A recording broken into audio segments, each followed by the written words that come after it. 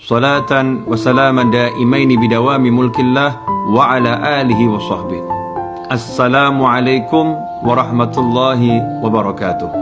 Ikhwani rahimakumullah, alhamdulillah bisa bertatap muka kembali dalam kajian Orang Bijak Berkata. Insyaallah kajian ini menjadi keberkahan untuk kita semua, amin. Dan semoga Allah Ta'ala selalu beri Anda keselamatan, kesehatan dimanapun Anda berada. Insyaallah kita semua diselamatkan oleh Allah Subhanahu wa Ta'ala. Ikhwani rahimakumullah, pada episode kali ini kita akan belajar cara menyikapi nikmat, bencana, ketaatan ataupun kemaksiatan. Kita akan belajar langsung dari Syekh Abi Hasan Asy-Syadzili rahimahullah. Beliau radhiyallahu anhu berkata, Bismillahirrahmanirrahim, orang yang berakal adalah orang yang dapat memahami apa yang diinginkan Allah Ta'ala darinya dan yang diinginkan Allah dari hambanya dalam memperoleh nikmat, bencana, melaksanakan ketaatan atau terjerumus dalam kemaksiatan. Ada 4 hal. Jadi kata Syekh Abi Hasan Asy-Syadzili rahimahullah, Allah Ta'ala itu menginginkan dari hambanya 4 hal ketika menghadapi 4 hal. Ketika taat, ketika maksiat, ketika nikmat, ataupun ketika dalam mendapatkan musibah bencana. Ada 4 hal yang harus dilakukan seorang hamba. Ini yang Allah ingin hamba melakukannya, yang Allah ingin kita melakukannya. Yang pertama, jika engkau memperoleh nikmat, maka Allah mengharuskanmu untuk bersyukur. Yang kedua, jika engkau ditimpa bencana, Allah memerintahkanmu, mensyariatkanmu untuk bersabar. Yang ketiga, jika Allah memberimu taufik untuk taat, maka Allah memerintahkanmu, mensyariatkanmu untuk syuhudul minnah dan meyakini bahwa Allah lah yang memberikan taufik. Yang keempat, dan jika engkau bermaksiat, maka Allah mensyariatkanmu untuk bertobat dan berinabah kepadanya. Barang siapa memahami tujuan 4 perlakuan Allah ini, maka ia dekat dengan hal-hal yang dicintai Allah dan dia adalah hamba yang sejati, sebagaimana sabda Rasulullah sallallahu alaihi wasallam, man ibtuliya fasabar wa utiya fasyakar wa zalama fastaghfar wa dzulima faghfar. Barang siapa diuji dengan bencana kemudian bersabar, diberi nikmat kemudian bersyukur, berbuat zalim kemudian minta maaf, dan dizalimi kemudian memaafkan. Rasulullah SAW kemudian terdiam sehingga para sahabat bertanya kepada beliau sallallahu alaihi wasallam, apa yang ia peroleh wahai Rasulullah? Rasulullah sallallahu alaihi wasallam bersabda, bersabda mengutip wahyu Allah Subhanahu wa taala, ulaika lahumul amnu wa hum muhtadun. Al-An'am ayat ke-82. Mereka itulah orang-orang yang beroleh keselamatan dan merekalah orang-orang yang mendapat petunjuk. Ikhwani rahimakumullah. Jadi kalau kita ini hidup, nggak mungkin lepas dari 4 hal. Orang hidup itu akan mendapat nikmat, akan mendapat musibah, berbuat taat, ataupun terjerumus dalam kemaksiatan. Dalam 4 kondisi ini, maka Allah Ta'ala telah mengajarkan kepada hambanya untuk melakukan 4 hal pula.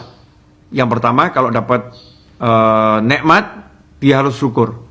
Yang kedua, kalau mendapat musibah, ujian, harus sabar. Yang ketiga, kalau mendapatkan kemudahan untuk taat, bisa sholat, bisa puasa, bisa zakat, bisa haji, bisa zikir, bisa taat apapun, hendaknya dia syuhudul minnah. Ya, syuhudul minnah dan meyakini bahwa Allah lah yang berikan taufik. Apa artinya syuhudul minnah? Syuhudul minnah itu melihat bahwasannya yang memberi adalah Allah Subhanahu wa Ta'ala. Jadi kalau bisa sholat, tidak melihat bahwasannya saya bisa sholat, tetapi melihat saya bisa sholat karena diberi Allah kekuatan untuk sholat. Hati saya diberi Allah kekuatan, tubuh saya diberi Allah kekuatan. Ya, kemudian waktu dan tempat Allah siapkan sehingga saya bisa sholat. Melihat bahwasannya Allah yang memperlakukan kita seperti ini, Allah yang memberi.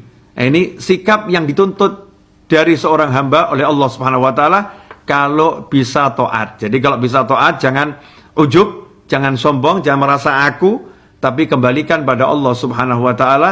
Alhamdulillah, saya diberi Allah kemudahan, kemampuan, kenikmatan untuk bisa taat pada Allah Subhanahu wa Ta'ala.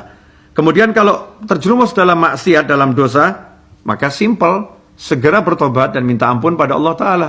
Segera bertobat dan istighfar. Kalau 4 hal ini kita lakukan, maka kita akan menjadi hamba yang dicintai oleh Allah Subhanahu wa Ta'ala. Bahkan Nabi Muhammad SAW menegaskan dalam sabdanya, manibtulia fasobar, siapa diuji kemudian dia bersabar, gak berkeluh kesah, tidak menyampaikan keluh kesahnya kepada makhluk, ya, tidak mengeluhkan kondisinya kepada makhluk, wa'utiya fasyakar, diberi karunia kemudian dia bersyukur kepada Allah Ta'ala, berterima kasih kepada orang yang menjadi perantara sampainya nikmat itu kepadanya, wa dzalama fastaghfar, dia berbuat zalim baik kepada orang lain maupun kepada dirinya sendiri. Dengan berbuat dosa ia telah menzalimi dirinya sendiri. Fastaghfar, dia mau minta ampun pada Allah Subhanahu wa Ta'ala.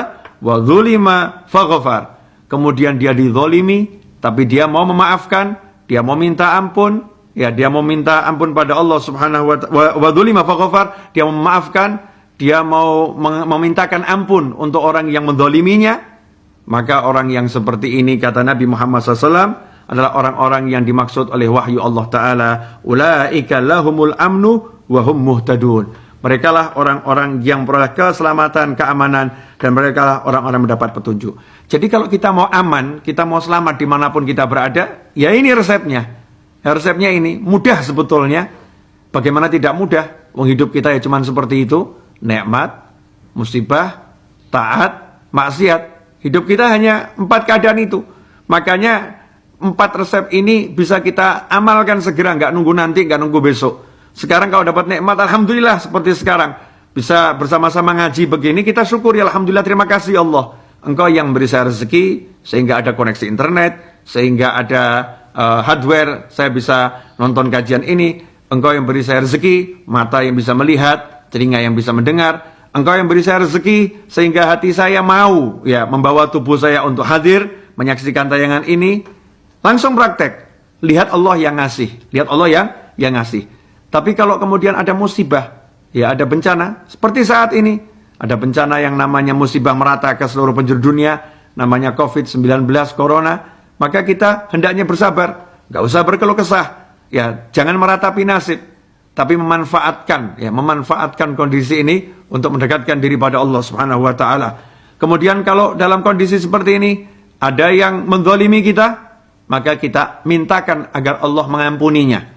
Ya, kita maafkan, bahkan lebih dari itu, kita mintakan ampun pada Allah Ta'ala agar hamba tersebut diampuni oleh Allah Subhanahu wa Ta'ala. Dan kalau kita menzalimi orang lain, baik sadar maupun tidak sadar, maka kita minta ampun pada Allah dan minta maaf pada orang yang bersangkutan. Maafkan kesalahan saya, maafkan perbuatan saya. Kalau ini kita lakukan, maka dimanapun kita berada aman. Tapi kalau kita nggak melakukan ini, nggak akan pernah aman. Di dalam perlindungan yang paling aman menurut manusia, nggak akan pernah aman. Kenapa? Karena kita melanggar yang diajarkan oleh Allah Subhanahu wa Ta'ala. Tapi kalau udah kita pakai ini, pakai 4 hal ini, maka Allah akan mengamankan kita. Tapi jangan lupa, jangan mentang-mentang menjalankan 4 hal ini, kemudian tidak mau menjalankan syariat. Ya, tidak mau berlindung, tidak mau berobat, salah. Kita berlindung, kita berobat, ya, kita berpantang. Tetapi 4 hal ini akan menjadi jalan bagi kita untuk mendapatkan pertolongan Allah Subhanahu wa Ta'ala. Ikhwani rahimakumullah. Semoga dengan mengamalkan